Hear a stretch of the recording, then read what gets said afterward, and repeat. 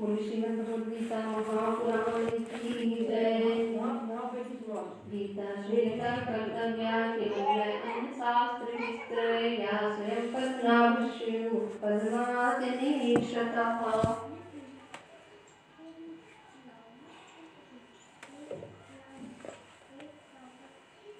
सत्यम ज्ञानमनंतम ब्रह्म। सत्य ही ज्ञान है, ज्ञान ही अनंत है और अनंत ही ब्रह्म है, भगवान है। यानी ज्ञान जो है परमात्मा है, भगवान है। ज्ञान ही आत्मा है। जैसे कोई छोटा बच्चा है 2-4 महीने का, समझ लीजिए, उसके सामने कोई काला कुबड़ा बहुत भयंकर रूप वाला आ जाए तो क्या होगा? वो बच्चा डर जाएगा, चौंक जाएगा, आंखें मीच लेगा, बचना चाहेगा। जबकि उसको उस समय अभी ज्ञान नहीं है, न किसी अक्षर का, न शब्द का, न रूप का, न भय का, कुछ भी ज्ञान नहीं है। लेकिन उसको अपनी आत्मा का एहसास है, आत्मा का ज्ञान है उसको कि मुझे बचना है, मैं जिंदा रहना चाहता हूँ। तो इस कारण वो डर जाएगा, भयभीत हो जाएगा, चौंक जाएगा। तो जो कुछ भी है इसका हमें जिसका ज्ञान होता है, ज्ञान है, तभी हम उस वस्तु को, व्यक्ति को जान पाते हैं। और वो ज्ञान क्या होता है? हमको एहसास दिलाता है, अनुभव कराता है। तभी हम उसमें रस, रूप, रस, गंध, शब्द, स्पर्श लेना चाहते हैं, क्योंकि हमें ज्ञान होता है। ठीक उस ज्ञान के कारण हम उस रस, रूप, शब्द में उलझे रहते हैं, लेकिन वो पूर्ण नहीं होता है, वो पूरा सुख उसमें नहीं मिलता है। तो रोज अपने विषय बदलते रहते हैं, कभी ये वस्तु, कभी वो वस्तु, कभी ये व्यक्ति, कभी वो व्यक्ति, कभी कुछ, कभी कुछ, कभी कुछ चेंज चाहते हैं। क्योंकि आत्मा का जो सुख होता है, आनंद होता है, वो निरंतर जो है नवीनता मांगता है, उसमें नित्य नवीनता है। सखी ये अनुभव की बात, प्रतिपल दिखत नित नौ सुंदर, नित नौ मधुर लखात। सखी ये अनुभव की बात, गोपियाँ कहती है सखी अनुभव की बात है कि हमें हर पल कृष्ण जो है नित्य नवीन, सुंदर, सुगंधित, हर पल की एक नया एहसास होता है, हर पल एक नया माधुर्य होता है, हर पल एक नई खुशी मिलती है। उनमें कुछ पुरानापन रहता ही नहीं, जो था वो रहता ही नहीं है। तो इस कारण सारी इंद्रियां ये हमारी जो है विषय भोग में निरंतर भागा करती हैं, बार बार जो है गोते लगाती हैं, इस संसार के सुख के लिए भागती हैं कि हमें ऐसा सुख मिल जाए कि जिससे हम हमेशा के लिए सुखी हो जाए। लेकिन अब जो वस्तु दिख रही है ये नष्ट होना है, इसमें सुख तो एक ही प्रकार का सुख मिलना है, नया सुख इसमें बार बार है ही नहीं, क्योंकि इसमें आत्मा नहीं है। ठीक, हम आत्मावत हैं, तो हमको सुख चाहिए निरंतर, नित्य नया। इसलिए जो है जब जीव को ये ज्ञान हो जाता है, जिस जीव को, भक्त को, श्रद्धालु को, तो फिर वो परमात्मा की खोज में चल देता है। फिर वो इस अनात्म वस्तु में, और हमारी जो अनात्म इंद्रियां हैं, जो हमारी इंद्रियां यानी कि आंखें, नाक, कान, त्वचा, स्पर्श, शब्द, वाणी, बोलना, हाथ, पैर, जिनमें गति है, चलते हैं, चल सकते हैं, इसीलिए फिर जो है ये इंद्रियां इन्हीं विषय भोग की ओर, सुख की ओर भागती है। लेकिन ये केवल प्रेजेंट है, वर्तमान में जो सुख है इसी को केवल हम महसूस कर सकते हैं। और इनकी इंद्रियों की पहुंच कहाँ तक है, इनका मूल तत्व क्या है, उद्गम स्थान क्या है, ये इंद्रियां कहाँ से हुई है? ये इंद्रियां हमारी आत्मा से आई हैं। तो ये इन इंद्रियों को, इस मन को मूल तत्व तक जब तक नहीं पहुंचा देंगे जहां इसको पहुंचना चाहिए, इन इंद्रियों को, तब तक ये दौड़ बनी रहेगी। आप उलझ जाते हैं वस्तु में, संसार में, जो केवल हम प्रेजेंट ही देख पाते हैं, वर्तमान ही देख पाते हैं, अतीत तक नहीं जा पाते हैं। हाँ, लेकिन मन जो है आत्मा का एक दिव्य चक्षु है, दिव्य आंख है, दिव्य नेत्र है। मन हमारा दिव्य है, जो वर्तमान, भूत, भविष्य, पिछला भी, अगला भी, वर्तमान तीनों देख लेता है। मन सब तरफ भाग लेता है। तो मन इन इंद्रियों से ऊपर है, और यही यही मन जब हमारा निश्चय हो जाता है, कहीं एक अच्छी जगह सही जगह लगा देते हैं, सत्य में लगा देते हैं, तो वो बुद्धि बन जाता है। तो ये मन का ही श्रेष्ठ रूप हमारा आत्मा है, और आत्मा हमारी अनंत है। अनंत तक जो है आत्मा पहुंचती है, अनंत का ही रूप है। इसीलिए जो है मनुष्य को अनंत तमाम वस्तुएं चाहिए होती है। उसको हमेशा लगता है कि ये भी ले ले, वो भी ले ले, ये भी, भले ही उसकी सामर्थ्य ना हो, पहुंचना हो, लेकिन एक भाव एक कहीं ना कहीं से आ जाता है। तो ये इंद्रियां और ये मन जब तक जहां तक इसकी पहुंच होनी चाहिए तब तक जो है इनकी दौड़ बंद नहीं होती है। तो इसके मन और इंद्रियों को हमको उस गंतव्य तक पहुंचाना है जहां पर इसको पहुंचना ही चाहिए। कहाँ पहुंचना चाहिए? जहां इसका उद्गम स्रोत है। जब तक अपने स्रोत तक नहीं पहुंचेगी तब तक इसको शांति नहीं मिलेगी। तो इसका उद्गम स्रोत है आत्मा। इसलिए जब तक ये आत्मा तक नहीं पहुंचेगी तब तक शांति नहीं मिलेगी।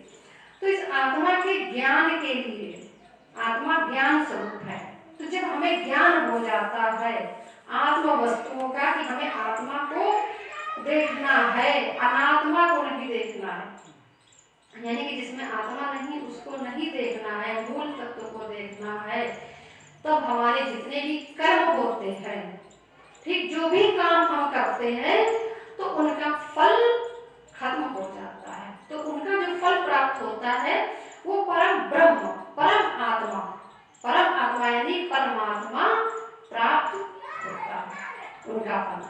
तो जब हमारी भावनाएं सारी हमारी जो क्या हो गई, आत्मा से जुड़ गई है, अनात्मा खत्म हो गई। अनात्मा यानी कि ये वस्तु अनात्मा है, इसमें आत्मा नहीं है, मारो काटो पीटो दर्द नहीं होगा, ठीक। हम और आप सब आत्मा है, हम लोग को एहसास होता है, भाव होता है। तो जब जो है ये मन हमारा आत्मा तक पहुंच जाता है, उस ज्ञान तक पहुंच जाता है, भाव हमारा उसमें स्थित हो जाता है कि हमें आत्मवत कार्य करना है। जितने भी पूरे दिन भर के जितने कार्य हैं या संसार के जितने भी कार्य हैं, हमको आत्मा समझ के काम करना है। तो जो भी कर्म हम करते हैं, भले हम फिर हमारी उसमें आसक्ति नहीं रह जाती है, भले ही संसार के निर्वाह के लिए हम सारे कर्म करते हैं, लेकिन आसक्ति प्रीति नहीं रह जाती। फिर प्रीति हमारी कहाँ पहुंच जाती है? प्रीति हमारी पहुंच जाती है आत्मा में, परमात्मा में पहुंच जाती है। आत्मा का स्रोत परमात्मा है। तो ये प्रीति और प्रतीति, प्रेम जब हमारा जो है अनात्म वस्तुओं से खत्म हो जाता है, तब निश्चय ही हमारा भाव जो है उस परमात्मा में दृढ़ हो जाता है। तो निश्चय ही उसका फल क्या होगा? उसका फल परमात्मा ही प्राप्त होता है। यानी कि विषय सुख की दौड़, विषयों की जो हमारी दौड़ रहती है, सुखों की ओर जो दौड़ रहती है केवल प्रेजेंट तक ही, वो सब वहीं पर सारे खत्म हो जाते हैं। अब हमारा भाव, अब हमारे जितने भी कर्म होंगे तो सारे कर्म किसके लिए होंगे? आत्मा के लिए होंगे। जब हमारे कर्म आत्मा के लिए होंगे तो निश्चय ही हमारे कर्म सत्कर्म होंगे। तो वो कर्म हमारे अकर्म बन जाते हैं। अकर्म यानी कि कर्म नहीं बनता है। और जब हमें आत्मा का ज्ञान नहीं है, आत्मा तक हमें पहुंचना नहीं है, हम वस्तुओं तक पहुंच रहे हैं, तो जब वस्तुओं तक पहुंच रहे हैं, अनात्मा तक पहुंच रहे हैं, तो हमारा वो कर्म बन जाता है। वो कर्म बनने के कारण हमें बंधन प्राप्त हो जाता है।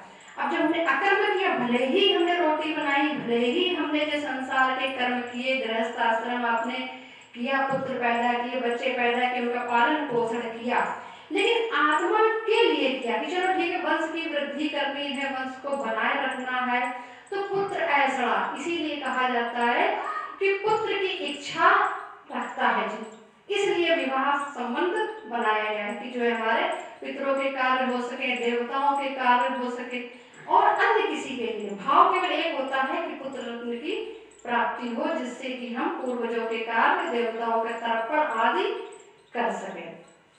तो ये यही साधना है कि हमारे जितने कर्म हैं वो सारे कर्म क्या बन जाए? अकर्म बन जाए। जब हम आत्मवत हो करके देखते हैं, आत्मवत हो करके ही सब कुछ चलते हैं, तो हमारे सारे कर्म अकर्म बन बन जाते हैं। और जब हमको इसका ज्ञान नहीं है तो हम उस कर्म बंधन में पड़ जाते हैं। फिर हमारी उन विषयों में प्रीति हो जाती है, संबंधों में प्रीति हो जाती है, विशेष प्रीति हो जाती है। जबकि जितने संबंध हैं, जो भी संयोग है, भगवान शंकराचार्य कहते हैं कि वो सारे संयोग वियोग में परिणत होते हैं। सभी संयोग कहाँ जाकर के पर्यावसान होता है उनका?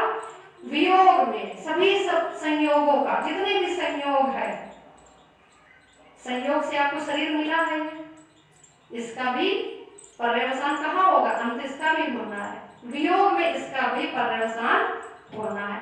तो फिर जितने संबंध है, क्या उनका वियोग नहीं होगा?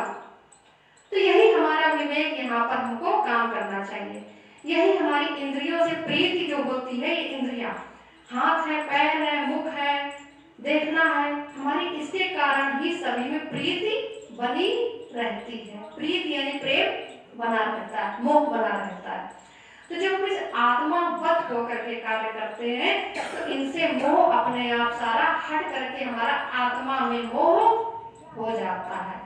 तो वो हमारा कर्म अकर्म बन जाता है और हम बंधन में पड़ने से बच जाते हैं। अगर हमने कर्म किया है, प्रीति बनी हुई है, हमारा भाव बना हुआ है, तो भाव बना है यानी उसका फिर से हमको उसका फल भोगना पड़ेगा।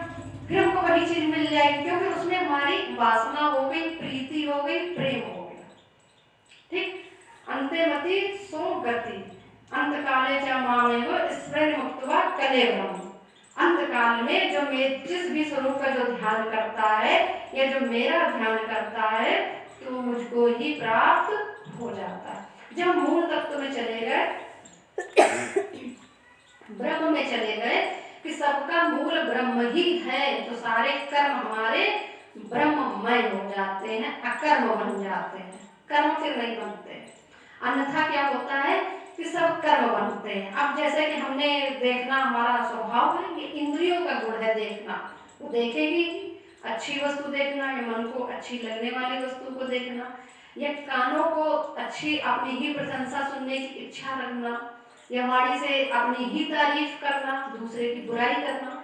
तो जिसको ज्ञान हो जाता है तो फिर इसमें फंसता नहीं है। फिर वो सोचता है कि यह जो है अनात्मा है, इसमें आत्मा नहीं है। हम जिसकी भी प्रशंसा कर रहे हैं, शरीर की प्रशंसा चाहेंगे, शरीर का भी तो रंग और रूप का वर्णन करते हैं, गुण का वर्णन करते हैं। आत्मा तो किसी ने देखी ही नहीं है। आत्मा तो निर्गुण है, निराकार है, ज्योति स्वरूप है। तो वहां पर हमारा क्या बन जाता है? कर्म बन जाता है।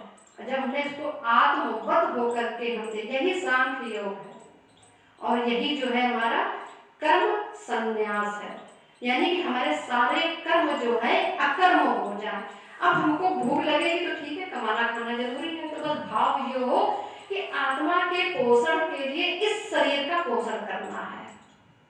ठीक है, संबंधों का निर्वाह करना है तो आत्मा के लिए करना। सब में जिसमें आत्मा है तो उस संबंध का हमें निर्वाह करना है। और सबकी आत्मा एक है, किसी की भी आत्मा भिन्न नहीं है।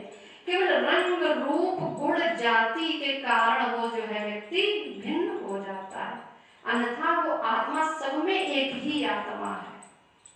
तो जब ये ज्ञान हो जाता है तो व्यक्ति के सभी कर्म जो क्या बन जाते हैं? अकर्म बन जाते हैं। तो इसके लिए निरंतर जो है ज्ञान की आवश्यकता है। जब बार बार उसी चीज का हम अभ्यास करते हैं, बार बार उस ज्ञान को सुनते हैं, पढ़ते हैं, देखते हैं, तभी हमारा अभ्यास बनता है। गणित के सवाल तक भी बिना अभ्यास के नहीं आते। 2 का पहाड़ा गिनती भी जो है रटनी पड़ती है, अभ्यास करना पड़ता है। रोटी बनाने का भी हमको अभ्यास करना पड़ता है, घर के काम को भी करने के लिए अभ्यास करना पड़ता है।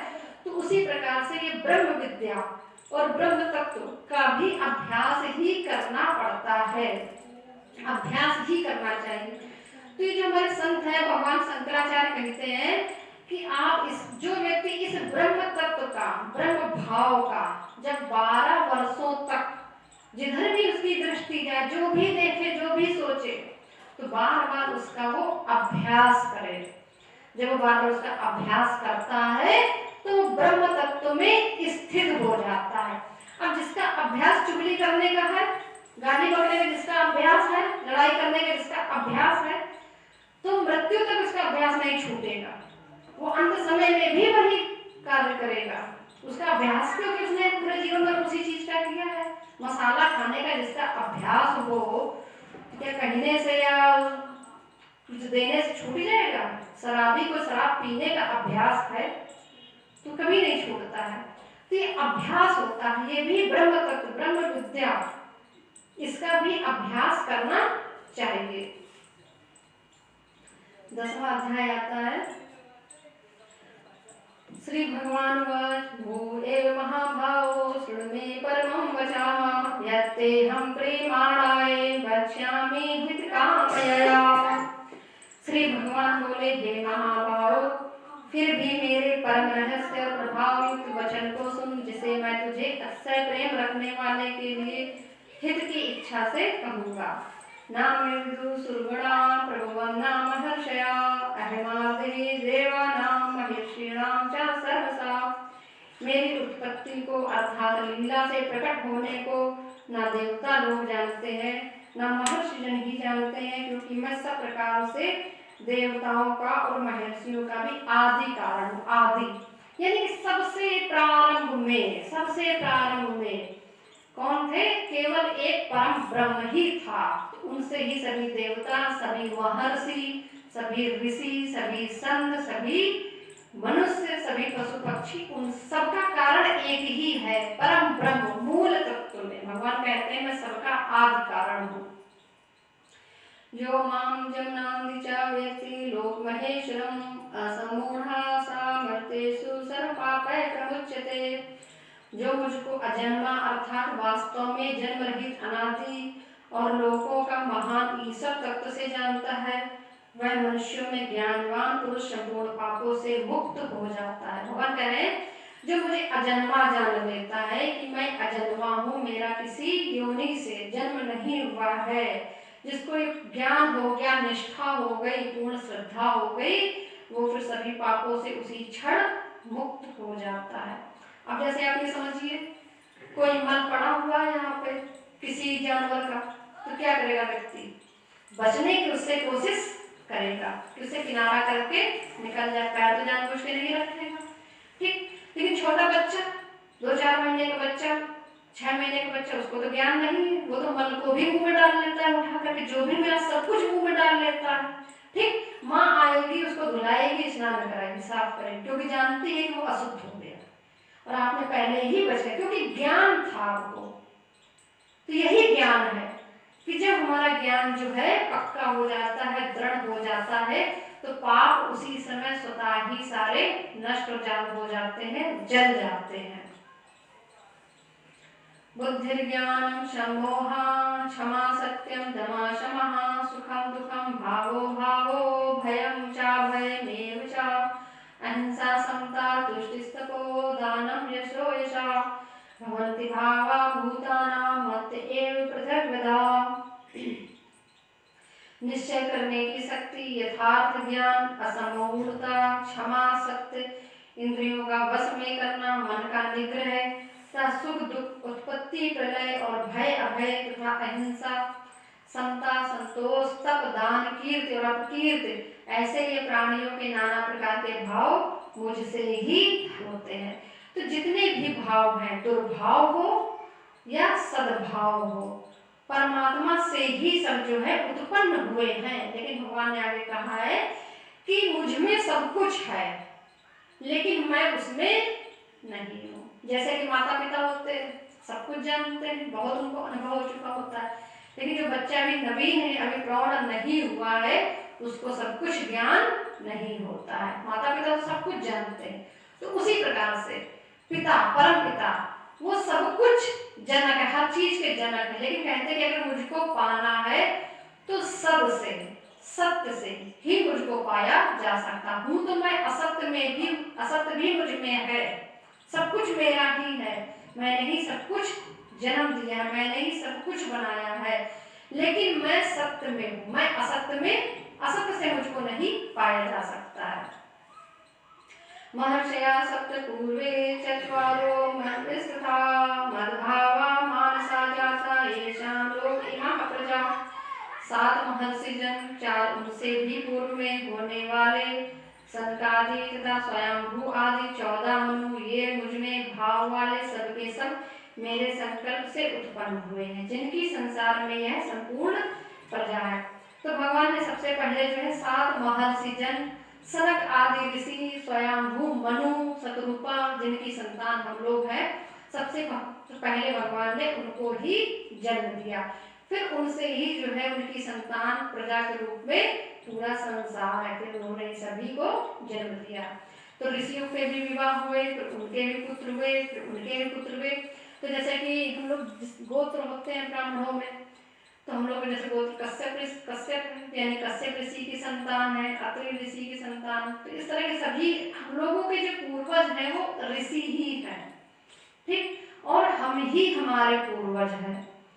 भगवान शंकराचार्य कहते हैं कि हम लोगों के अनंत जन्म हो चुके हैं, इतने जन्म हो चुके हैं कि अगर पीछे 1000 जन्मों में जाए तो जितने जीव जंतु, कुत्ता, बिल्ली, बकरी, मेढक, सांप, छछूंदर, चींटी दिख रहे हैं, तो जब उनको अगर हम देख ले कि ये सब हमारे ही शरीर त्यागे हुए सारे शरीर हैं, जान ले, तो उनसे जो है बैर भाव सब अपने आप ही समाप्त हो जाएगा। जान लेंगे कि हम सब एक ही हैं और हम ही हमारे पूर्वज हैं। हमारे इतने जन्म हो चुके हैं कि जितने 4 युग हैं, सतयुग, द्वापर, त्रेता, कलयुग, तो इन चारों युगों में हम थे। सतयुग में भी थे, द्वापर में भी थे, त्रेता में भी थे, अब फिर से कलयुग में आए हैं। यानी कोई साधारण हम लोग नहीं है जो सोचे कि मकान की दृष्टि से, धन की दृष्टि से भले ही अपने आप को साधारण और निम्न समझे, तो साधारण और निम्न नहीं है, बहुत ही ऊंचे और बहुत ही श्रेष्ठ है कि हम लोगों का मनुष्य रूप में इस तरह से इतने उच्च कुल में जन्म हुआ और भगवत भक्ति फिर से कर रहे हैं। भगवान कहते हैं कि कितने जन्म तुम्हारे हो चुके, सभी जन्म हो चुके, यानी सब जितने देव सब सारे जन्म हो चुके हैं और फिर ये जन्म मिला है जाके।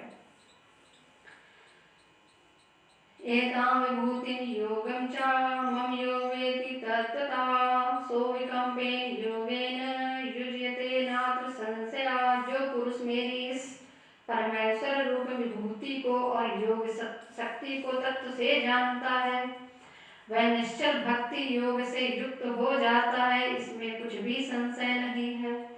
तो देखो, जिसको ज्ञान हो जाता है, ठीक है, वो ही त्याग कर पाता है। जिसको ज्ञान हो जाता है, जिसको ज्ञानी नहीं, छोटा बच्चा होता है, अब 100 का नोट पकड़ ले, 500 का नोट पकड़ लेकर छोड़ने वाला है, उसको उसका मूल्य नहीं मालूम है, अज्ञानी है, लेकिन उसको लगता है नहीं मेरे मतलब की चीजें छोड़ेगा नहीं।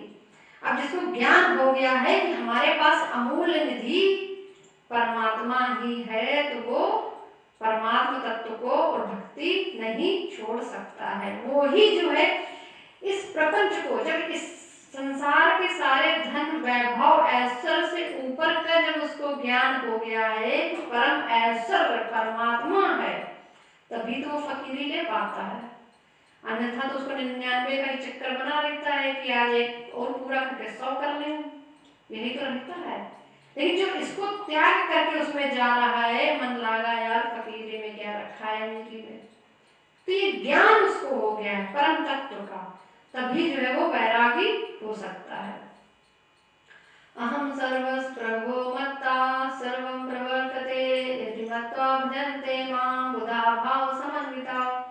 मैं वासुदेव ही संपूर्ण जगत की उत्पत्ति का कारण हूँ और मुझसे ही सब जगत चेष्टा करता है। इस प्रकार समझकर श्रद्धा और भक्ति से युक्त बुद्धिमान भक्तजन मुझ परमेश्वर को ही निरंतर भजते हैं। तो जो ज्ञानी है, महात्मा है, महात्मा यानी कि जिसकी आत्मा महान हो गई है, वही महात्मा है। आत्मा जब महान हो जाए तब वो पूरे संसार में श्रद्धा भाव से सरल बन करके रहते हैं। तो कक्षा 1-2 में सबसे सुंदर सी छोटी सी प्रार्थना है, सरल बने प्रभु सरल बने, सरस बने प्रभु सरस बने। तो कठिन हर कोई है, लेकिन सरल बनना कठिन है। कठिन बनना तो कठिन है, लेकिन सरल बनना सबसे ज्यादा कठिन है कि हम जो वस्तु स्थिति है हम उसको स्वीकार कर ले, जो दिख रहा है उसी को मान ले। आदमी आजकल क्या है, जो दिखता है उसको नहीं मानता, अपना उसमें दिमाग लगाता है, नहीं ऐसा नहीं ऐसा होगा। यही तो होता है आजकल, जो दिख रहा है जो कह रहा है उसको नहीं मानेगा, अगर जो दिख रहा है जो कह रहा है उसको मान ले तो सरलता है, उसको ना देख करके मान करके अपना दिमाग उसमें लगा देगा, चार बातें और उसमें जोड़ देगा। तो महात्मा कहाँ से होगा, महात्मा तो इतना सरल होता है कि उसके ऊपर कूड़ा भी फेंक दो, वाकई महात्मा है तो उछाड़ के चल देगा, कोई बात नहीं, भूल से गिर पड़ा होगा मेरे ऊपर। लेकिन एक जो सामान्य व्यक्ति, कठिन व्यक्ति है, तुम उसके ऊपर ना भी कूड़ा फेंको, दूसरी तरफ फेंको तो कह रहे तुमने मुझे ही टारगेट करके कूड़ा फेंका था, वो अपना दिमाग लगा देगा उसमें। मच्चित्ता मद्गाता प्राणा बोधयन्ता परस्परं कथयन्तश्च मां नित्यं तुष्यन्ते च रमन्ते च। निरंतर मुझ में मन लगाने वाले और मुझ में ही प्राणों को अर्पण करने वाले भक्तजन मेरी भक्ति की चर्चा के द्वारा आपस में मेरे प्रभाव को जानते हुए और गुण प्रभाव सहित मेरा कथन करते हुए निरंतर संतुष्ट होते हैं और मुझ वासुदेव में ही निरंतर रमण करते हैं। तो अब जिसको ज्ञान हो गया है ब्रह्म तत्व का, तो उसकी खोज में लगेगा ना। जिसको जितना ज्ञान होता जाता है उतनी ही वस्तु तो चाहता है कि हमको इतना मिल जाए, जिसको जितना ज्ञान हो जाता है। तो जिसको ज्ञान हो जाता है तो वो निरंतर उसके ही भाव में रहता है, उसको देखना चाहता है, महसूस करना चाहता है, अनुभव करना चाहता है और सोचता है कि शायद जीवन में एक बार मिल जाए, तो निरंतर वो उसी में रमण करता है। अन्य प्रपंच उसके लिए महत्व नहीं रखते हैं। तेषां सतत युक्तानां भजतां प्रीतिपूर्वकं ददामि बुद्धियोगं तं येन मामुपयान्ति ते। वो निरंतर मेरे ध्यान आदि में लगे हुए और प्रेम पूर्वक भजने वाले भक्तों को मैं वह तत्व ज्ञान रूप योग देता हूँ जिससे वे मुझको ही प्राप्त होते हैं। भगवान कह रहे हैं मैं उनको ऐसा योग दे देता हूँ उस तत्व ज्ञान का कि वो मुझको ही प्राप्त हो जाते हैं। तो वो विधान रास्ते बना देते हैं, वो बुद्धि में ऐसा ज्ञान प्रकट कर देते हैं, स्वतः ही ज्ञान प्रकट कर देते हैं कि जीव फिर उसमें अपने आप ही जो है लग जाता है।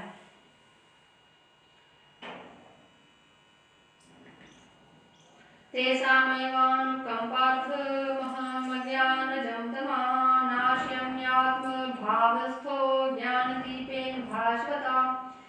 हे अर्जुन, उनके ऊपर अनुग्रह करने के लिए उनके अंतःकरण में स्थित हुआ मैं स्वयं ही उनके अज्ञान जनित अंधकार को प्रकाशमय तत्वज्ञान रूप दीपक के द्वारा नष्ट कर देता हूँ। तो भगवान स्वयं ही दीपक रूप में अंतर्मन में प्रकट हो जाते हैं, भगवान स्वयं ही प्रकट हो जाते हैं। जो ज्ञानी होता है, जिसको समझ में आ जाता है, एहसास हो जाता है, वो अपने अंदर उनको भगवान को महसूस कर लेता है कि परमात्मा है, मेरी सुन रहा है, मुझे देख रहा है, उसको ये एहसास हो जाता है। अर्जुन उवाच परम ब्रह्म परम धाम पवित्रम परमं भवान पुरुषं शाश्वतं दिव्यमादिदेवमजं विभुम् आहुस्तत्वा ऋषयः सर्वे देवर्षिनार्दस्तथा असतो देवलो व्यासा स्वयं च ब्रवीषि मे। बाहर के खोल दो, गेट से देखो, बाहर के खोल दो। अर्जुन बोले आप परम ब्रह्म परम धाम और परम पवित्र हैं, क्योंकि आपको सब ऋषिगण सनातन दिव्य पुरुष एवं देवों का भी आदि देव अजन्मा और सर्वव्यापी कहते हैं। वैसे ही देवर्षि नारद तथा असित और देवल ऋषि तथा महर्षि व्यास भी कहते हैं और आप भी मेरे प्रति कहते हैं। तो सभी जो है कहते हैं कि आप ही परम पवित्र हैं, पवित्रो पवित्राणाम मंगलानाम। भगवान ही केवल नाम ही जो है उनको पवित्र कर देता है। नाम मात्र भी ले लो, ओम पवित्रा पवित्रो या सर्वावस्था गतो विवा या स्मृत सा पुंडरीकाक्ष या स्मृत सा पुंडरीकाक्ष, यानी जैसे ही पुंडरीकाक्ष भगवान विष्णु का नाम लेकर के जल छिड़कते हैं ऊपर, तुरंत ही हम जो है पवित्र हो जाते हैं। तो नाम मात्र में उनके शक्ति है। नाम और अक्षर शब्द की महिमा ही हम बता रहे कई दिनों से कि अक्षर शब्द नाम ज्ञान यही ही परमात्मा है, यही ही आत्मा है, इसी का ही विलास पूरा संसार है, पूरी सृष्टि इसी नाम शब्द रूप अक्षर से ही बनी हुई है। तो नाम ही सब कुछ है, नाम की ही शक्ति जो है परमात्मा की शक्ति है। कोई सहारा ना मिले, कुछ ना मिले तो एकमात्र नाम, कुछ कोई राह ना सूझे तो केवल आप एकमात्र बिना कुछ सोचे विचारे समय खराब किए नाम जप में लग जाए, राह अपने आप सूझ जाती है। सर्वमेत धृतं मन्ये यन्मावदसि केशवा, नहि ते भगवन् व्यक्तिं विदुर्देवानादानवा। हे केशव, जो कुछ भी मेरे प्रति आप कहते हैं इस सबको मैं सत्य मानता हूँ। हे भगवान, आपके लीलामय स्वरूप को ना तो दानव जानते हैं और ना देवता ही जानते हैं। अर्जुन कहता है कि आपको कोई नहीं जानते, देवता भी नहीं जानते हैं, दानव भी नहीं जानते हैं, फिर मैं तो केवल एक मनुष्य हूँ, कैसे जान सकता हूँ? केवल महसूस कर सकते हैं। सर्वमेवात्मनात्मानं वेत्तं पुरुषोत्तमं, भूतभावन भूतेश देव देव जगतपते।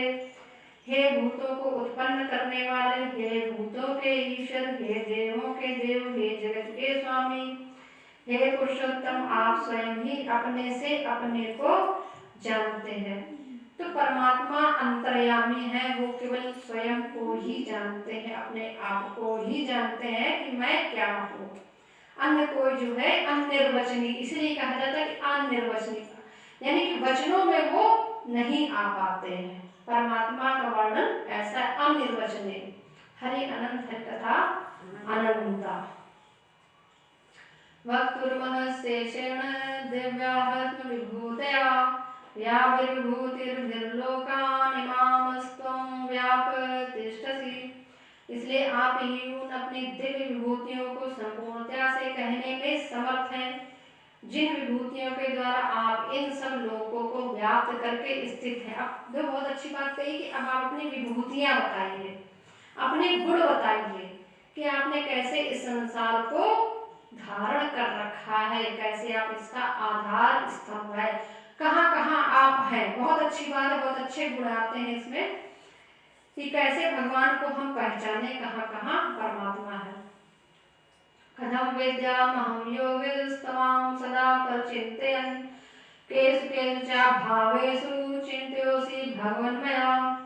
हे योगेश्वर, मैं किस प्रकार निरंतर चिंतन करता हुआ आपको जानूं, और हे भगवान, आप किन किन भावों में मेरे द्वारा चिंतन करने योग्य है। वो कौन से भाव हैं कि जिस भाव को मैं आपको अपने आप में चिंतन करूं, किस भाव से भगवान को मैं भजूं, वो आप मुझे बताइए। विस्तरेणात्मनो योगं विभूतिं च जनार्दन, भूया कथया तृप्तिर्हि तृणवतो नास्ति मे मृतम्। हे जनार्दन, अपनी योग शक्ति को और विभूति को फिर भी विस्तार पूर्वक कहिए, क्योंकि आपके अमृतमय वचनों को सुनते हुए मेरी तृप्ति नहीं होती है, अर्थात सुनने की उत्कंठा ही बनी रहती है।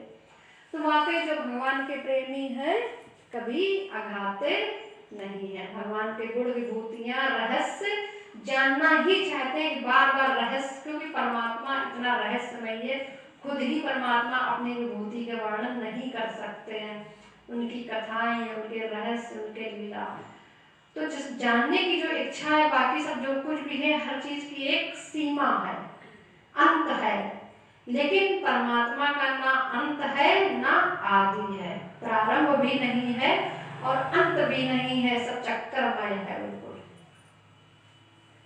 विस्तरेणात्मनो श्री भगवान वाच, हन्ते कथयिष्यामि देव्यारत्न विभूत्या, प्रधानता कुरुश्रेष्ठ नास्ति अन्तो विस्तरस्य मे।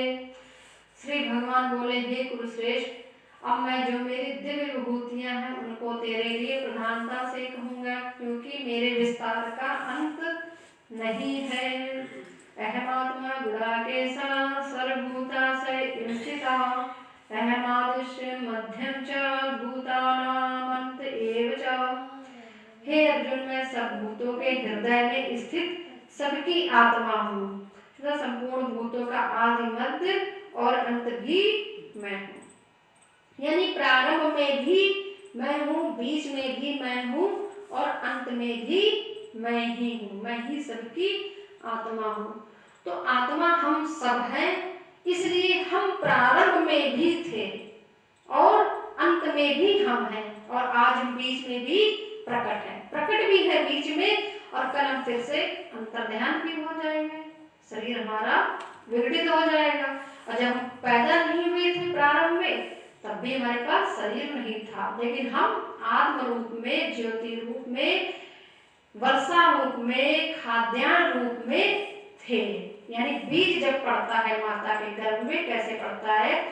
आकाश से वर्षा होती है और वर्षा का जल जो होता है मिट्टी बनता है, मिट्टी में खाद्यान्न होता है, उस भोजन को ग्रहण करने से जीव पड़ता है। अन्न ब्रह्मेद व्यजनात्, यानी कि अन्न में ब्रह्म होता है। ठीक, तो प्रारंभ में थे, अंत में भी हम रहेंगे और बीच में प्रकट है, बीच में हम दिखाई पड़ रहे हैं। आदित्यानां अहं विष्णुर्ज्योतिषां रविरंशुमान् मरीचिर्मरुतामस्मि नक्षत्राणाम् अहं शशि।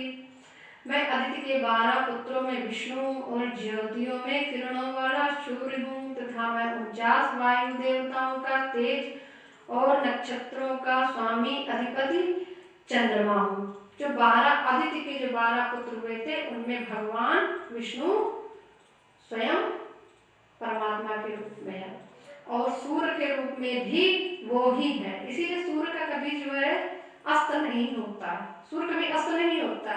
अब भारत में अब दिखना बंद हो जाता है, तब अमेरिका में दिखने लगता है, पृथ्वी घूम जाती है तो लगता है कि सूर्य अस्त हो गया। इसीलिए सूर्य नारायण है, वो हमेशा जो है उदय रहते, हमेशा ही वो चमकते रहते हैं। तो ये एक ब्रह्मांड है। ठीक, इस ब्रह्मांड में हम लोग रह रहे हैं। इसमें एक पृथ्वी है, एक सूर्य है, एक चंद्रमा है, लेकिन अनंत ब्रह्मांड है और जितने कण आपको धूल में दिखाई पड़ते हैं, उस हर कण में ब्रह्मांड है। आप ही समझ लो। तो इतने ब्रह्मांड हैं और इतने ही ब्रह्मा हैं और इतने ही विष्णु हैं, इतने ही शंकर हैं। तो हम इतने अनंत है, कोई गिनती नहीं है। लेकिन कितना अहम भाव रहता है कि एक छोटा मकान बना लिया या कुछ हो गया तो सोचने लगते हैं बहुत बड़े कलेक्टर, बहुत बड़े ब्रह्मा हो गए। ठीक, ब्रह्मा भी जबकि अनंत है। एक प्रसंग याद आ रहा, सुना दे। ऐसे ब्रह्मा जी जा रहे थे, रेगिस्तान था, तो ऊंट की बहुत बड़ी लंबी लाइन चली जा रही थी। ब्रह्मा जी को निकलने का रास्ता ही नहीं मिल रहा था। बार बार कहें कि कहाँ जा रहे हो, ऊंट सब ये जो है चले जा रहे हैं, मुझे निकलने तो निकलने नहीं दे रहे हो। तो जो ऊंट का जो काफिले का जो सरदार था, वो कहता है तुम कौन हो? कहता है मैं तो ब्रह्मा हूँ, मुझे निकलने नहीं दे रहे तुम लोग यहाँ से, इतने सारे ऊंट चले जा रहे हैं, कौन लोग लदे चले जा रहे हैं? तो उनका तुम कहाँ के ब्रह्मा हो? कहने इसमें जितने ऊंट पे सब लदे चले जा रहे हैं, ये सब ब्रह्मा ही है, तुम कहाँ के ब्रह्मा हो? तो इतने ब्रह्मा हैं, सोचिए, इतने देवता हैं, इतने विष्णु हैं। तो हमारे लोग की क्या हिसाब है? छोटी सी चीज पा करके भी बहुत जो है गर्वोन्मत्त हो जाते हैं, घमंड से फूल जाते हैं।